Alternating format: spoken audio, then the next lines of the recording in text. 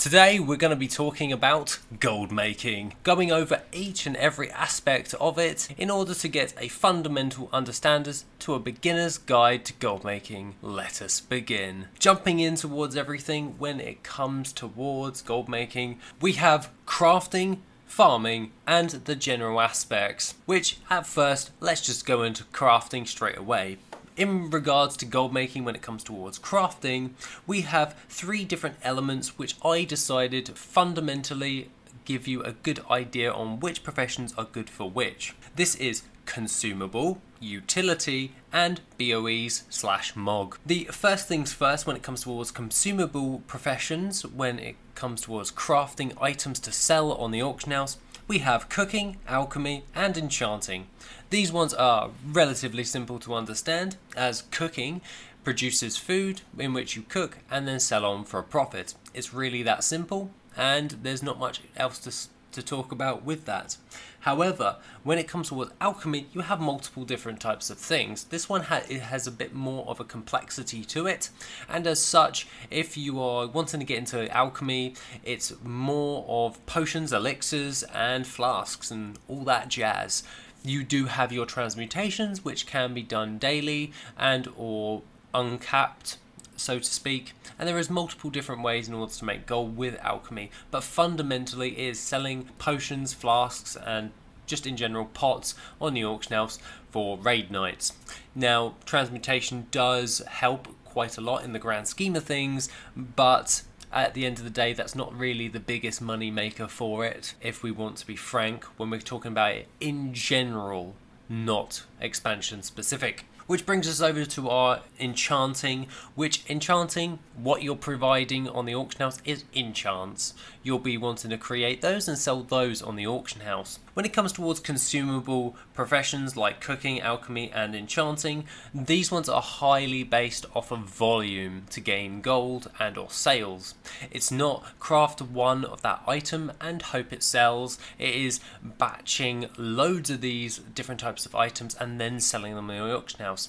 This is because raids, dungeons, mythic plus, whatever you want to call them or whatever you do in the open world, these ones will require multiple uses, i.e. with potions you're going to want to chug those back, or with cooking you'll be eating a lot to gain those buffs, and with enchanting you'll be replacing your gear fairly regularly if you are an active player, that is, and enchanting your new weapons, cloaks and other pieces of gear. This means that there is a high turnover of purchases for these items and they're more volume based in order to gain regular sales. This is how I would like to categorize them as. If we go over towards our utility professions, we have engineering, we have jewel crafting and we've got inscription. Now why do I say this for utility? Well, engineering is pretty dead simple to understand. It has loads of little gadgets, devices, bombs and just random junk that you can use in order to get around the open world with like the wormhole generator or something to that effect. At the end of the day, engineering is a very niche thing when it comes towards demand. However, they are demand specific, and when I mean demand specific, it only requires a certain purpose for that. It's not really based off of volume of sales overall, where volume does help, however it is more of on a demand basis. The same goes with jewel crafting. Granted, you can say volume works with gems, however, when it comes towards like neck pieces, bands and all that stuff, generally speaking, people are mainly going for those standard ones just to get your character geared and all that jazz, and as such it's one of those professions that is highly demand based.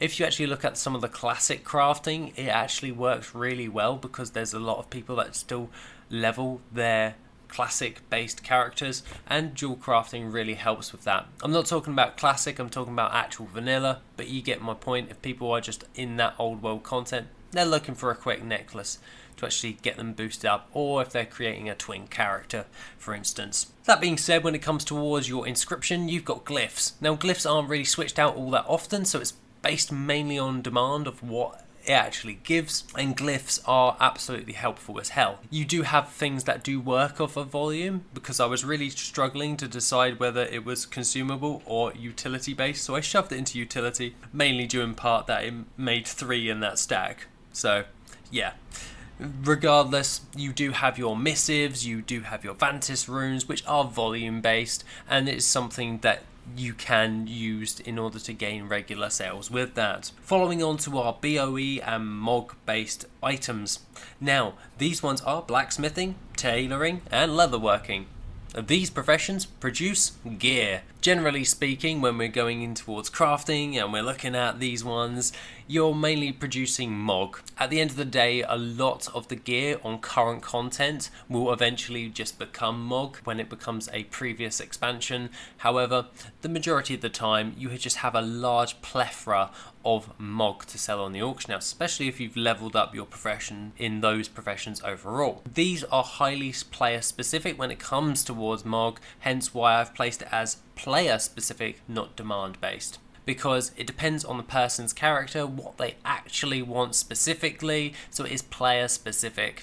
And that means that creating a variety of different types of items will gain you your regular sales through that. So it's not all about volume, it's producing a large amount of different types of unique items and or appearances to gain regular sales.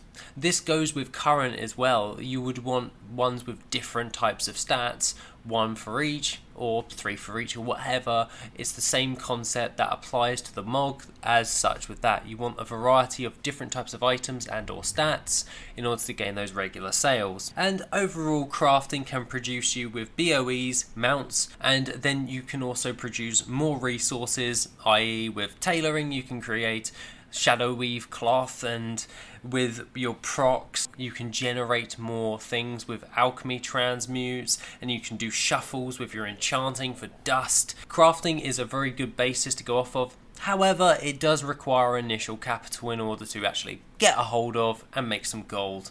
So what we're going to jump into now is the farming side, and this is the side that I generally lean on because I find it the most rewarding and the most fun. Now when it comes towards farming, we have our professions, and we will stick with our professions for this one. However, we have mining, herbalism, skinning, fishing, and archaeology. With mining, you'll be wanting to fly around different types of zones, mining all the ore, and sell that flat on the auction house. You do have other things like with your smelting to smelt into bars if they are profitable and sell those on the auction house as well. With herbalism, it's pretty dead simple. All you have to do is do the exact same thing but with herbalism nodes, minus the smelting part. You do have refining in War Within and Dragonflight, but they're pretty mediocre at best because they only last like a few weeks before they become not viable to do anymore. And then you've got skinning, which you run around, you kill a load of mobs, you skin them for their leather, sell it on the auction house. Refining for that kind of nulls out after a few weeks of an expansion as well. With fishing, however, you can go around the entire world and you're just doing your fishing and you're just gathering up loads of fish and selling it on the auction house as well as everything else. The deviate fish is one of the old world things from like vanilla, for instance, which you can pair that with cooking, fish up a load of deviate fish, and then you can make the savoury deviate delight, which is a nice little buff food for a cosmetic buff for your character. Now fishing has taken a plummet back in over the last few expansions, so I'll really not want to speak about that all too much. When it comes towards archaeology, I want to talk about archaeology for a minute because archaeology actually still is somewhat viable. It just depends on how you use it. When it comes towards your different types of green items for artifacts, in order to actually solve things faster, you can buy those off the auction house. And when you're actually farming up certain areas, like doing manted dig sites only if you're with the law walkers, this can actually provide you with a decent amount of gold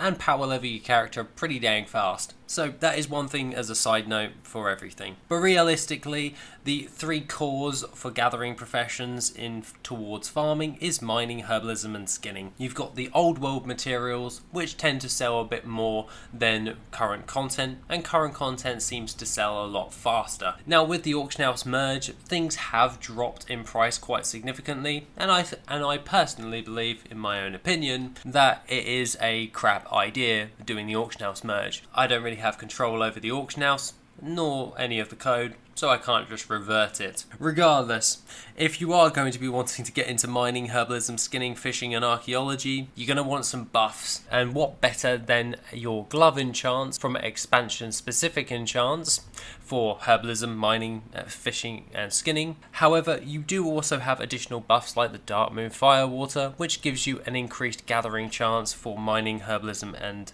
skinning as well. So it means that you can farm those nodes faster in order to get to the next node and then do that faster and just keep getting more materials over time even faster. This actually pairs quite nicely with your different type of character that you are using. When it comes towards farming in general, without professions and all that jazz, we have transmog, and if you've been watching me for quite a while, I'm a very huge proprietor of transmog. Transmog is amazing, and a lot of people say transmog does not sell for them. It's probably because you're not selling enough of a variety. As we spoke about with crafting, you need a variety on the auction house, but when it comes towards farmed transmog, you're going to need a lot more than just the crafted sets and sell those on the auction house. You're going to need to farm up a lot. And the standard principle to that is 2,000 unique items on the auction house. And when I mean unique, I mean unique. They have to all have a different appearance for that. So therefore you're gonna need to wanna stack your auction house. Now you have low end and you got high end transmog. Low end is literally just selling anything you get from a dungeon, if we want me to put it into basic terms. But when it comes towards high end, you're going for like things like the Papal Fez from Alderman,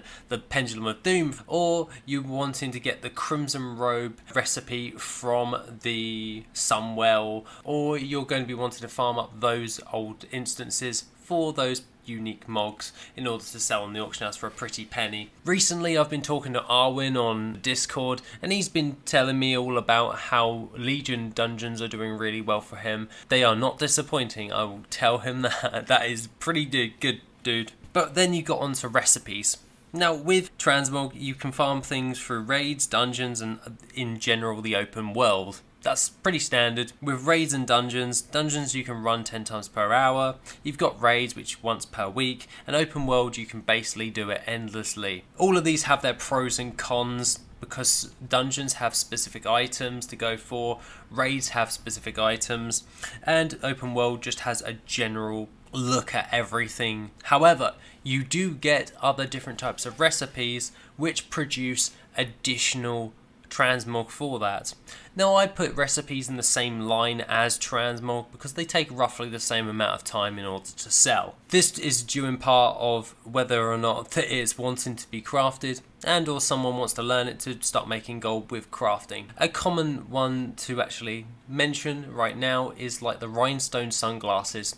You find that from the world bosses in Cataclysm, and it's a really rare drop in order to get a hold of. That recipe will tend to sell relatively fast, as opposed to something that you can just get from a random dungeon you've been farming. And it will fetch a hell of a lot more gold than all of that. And that's where the thing is, what are you going to focus on if you're going to go into transmog? You're going to want to focus on low end by trying to get volume of sales with a large variety, or you want to go with high end with a large variety, specifically going for those high ticket items that are worth a lot of gold. So when you gain the sale, you're going to win a big one.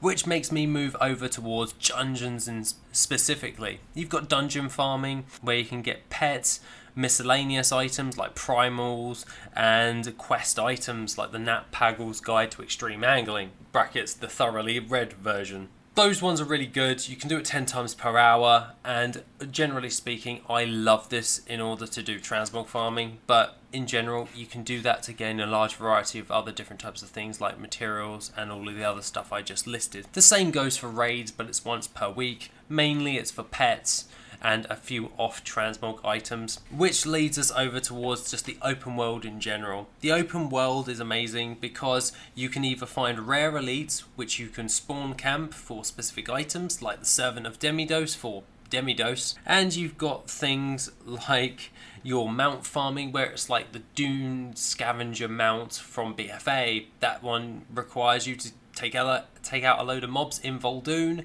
anywhere, and it's a zone-wide drop. The same goes for pets as well. When it comes towards like the 𝐆𝐀𝐿 𝐕𝐴𝐻, you can farm up anything in the winter spring. Any mob in there has a chance of dropping the 𝐆𝐀𝐿 𝐕𝐴𝐻 battle pet, which then you can sell on the auction house as well. You've got other things like miscellaneous items, i.e. primals, eternals, and spirits of harmony, to say the least. But at the end of the day, you're mainly going for those ones because they will generally fetch a higher price because they're not standardized materials. They're RNG drops from different types of mobs where you have to go to find specific mobs in a certain area, kill them and farm them up. And then you've got your toys where we'll say Dr. Weevil on the 𝐆𝐀𝐿 Island, who has a chance of dropping the big red ray gun. This one has a low drop chance, but if you get it while spawn camping this guy, he can also drop a toy which you can sell on the auction house. You do have like the other different types of toys like the loaded gnomish dice within All Doom, but you have to be a rogue in order to farm it up. So that one's a class requirement there in order to pickpocket those mobs to get hold of that dice. And then you move over towards other different farms when it comes towards like current content mainly, which is your 2x4 farming and your 5-man group farming, where you get into a group using the group finder and burn down a load of mobs, and you'll be able to get a large majority of items from there. This can apply to old world content as well, where i.e. volatile water is a good one to actually farm up, but realistically those ones is just get in a group and destroy a load of mobs and get a hold of those things. You do generally have different types of buffs like the potion of treasure finding, which gives you additional materials from Cataclysm, but overall farming in general summarized right there for you. When it comes towards farming and crafting, shovels and all that jazz, we have add-ons.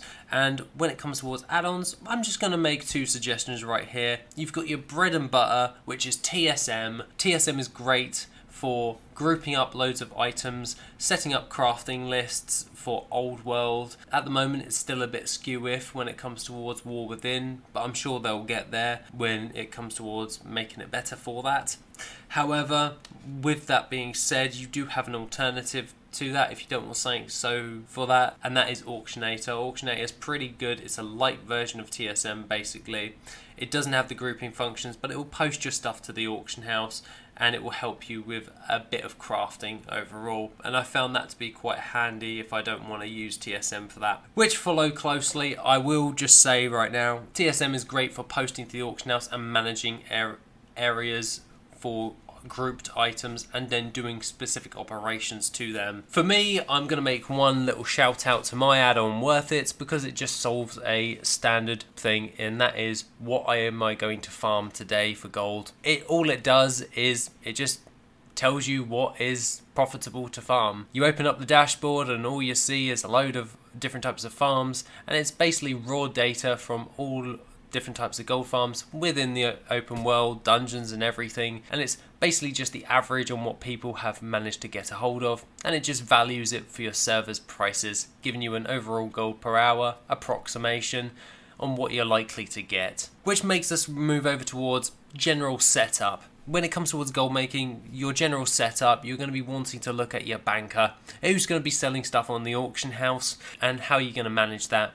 I.e., have you got your TSM set up with your banker? Is he in a capital city, or does he have access to the auction house? Is he attached to a guild for extra additional storage? And make sure that you have some form of operation to send over mail to this character, just to pull everything together and post those on the auction house as well. The next thing I would recommend for a beginner is just like classes. Your classes is what class are you playing, because certain different gold farms are locked out for you if you don't play a specific class. The most frequent class for you if you are a farming character for mining or herbalism is a druid.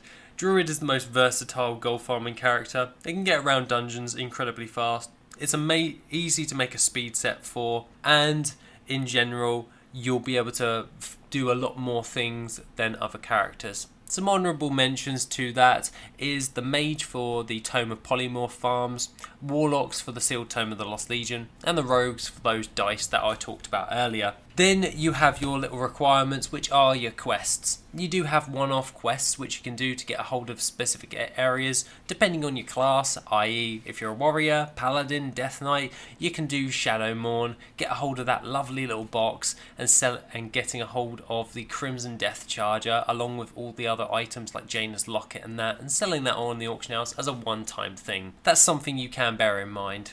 Which other things, when it comes towards your crafting, you may want to upgrade your reputation with a load of old world factions, mainly due in part that there is a load of recipes locked behind their quartermasters, and that means that you can do more crafting that not many people are wanting to do. It is a bit more time intensive, but it gives you the edge. If less people are actually willing to go ahead and do it, you'll have a higher demand on the market for that when it comes about for those specific areas, as it would be player specific, as we talked about earlier with BOEs and MOG. If it's a consumable, generally it will sell, but if it's old world, it won't sell as fast. And there you go, have it. That's my breakdown on gold making 101 for beginners. I'm actually planning out an entire series where I'm going to go over each and every facet in a bit more depth. I hope this gave you a good overall basis on gold making in general, and as such we will see how this series progresses further. Other than that, have an awesome rest of your day, and if you have any questions, I'll be on the Discord. Take it easy, and I shall see you in the next video, which will be soon.